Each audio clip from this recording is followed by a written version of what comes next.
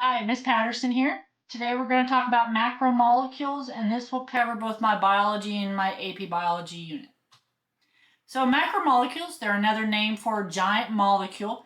These are going to be carbon structures that allow for molecular diversity. So when we have all of these different molecules, they can be set up different because of these carbon backbones. I can have carbon structures that are linear. I have these carbons that are all in a line, and I have hydrogens on the outside. I can have them where they're branched. Here I have a carbon linear structure, and then these carbons branch off. I can have double bonded, where I have double bonds here. I can have rings that can form circles, and sometimes I can have a linear. When I put them in an aqueous solution, they can fold into rings. I can have super long chains. We see these on fatty acid tails. These carbons, hydrocarbons, are very nonpolar, which means they repel water, or they're not friendly with water, I guess I should say. So there's four main macromolecules we need to know. It's going to be carbohydrates. We're going to find these in things like bread, rice, pasta. Protein will be in nuts, eggs, meats.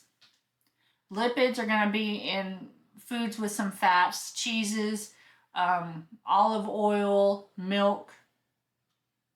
And nucleic acids are going to be building blocks of what code for protein. So that's going to be your nucleic acids, will be your RNA and your DNA.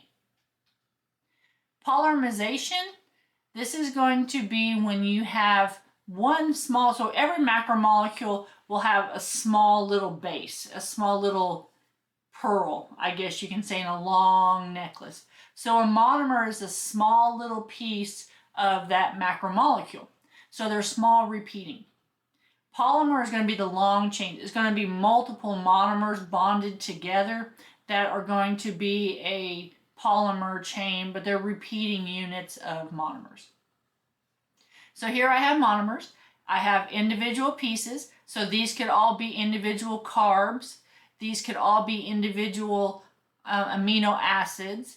And so these are all individual pieces. I bond them together.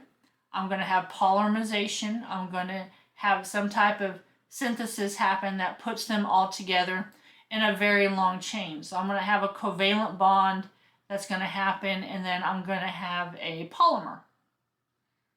These are going to be your categories. I have carbohydrates. The monomer of a carbohydrate is a monosaccharide. Mono means one. I have polymer, which means poly. Poly means many. Polysaccharide. I'll have proteins. Monomer is going to be an amino acid. A polymer is a polypeptide or a protein. A protein is a polypeptide. I have lipids. The monomer is going to be a fatty acid and a glycerol. Those come together to make your monomer. And there really is no true polymer of a lipid. It's going to be a lipid.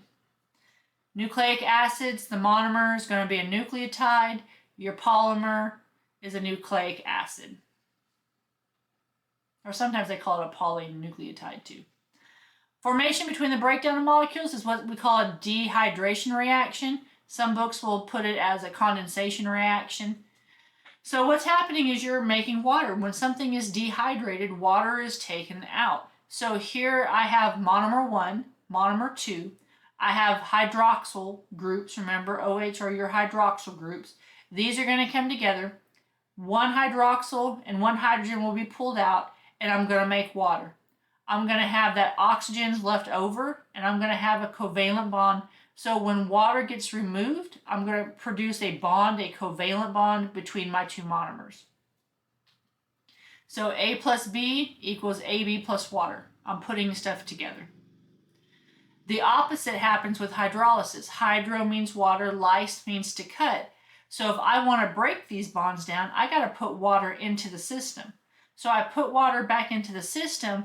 That oxygen is going to pull one of those hydrogens. The other monomer is going to pull another hydroxide out of that water, and now I have two separate monomers. So polymer, multiple pieces put together. Monomer are individual pieces.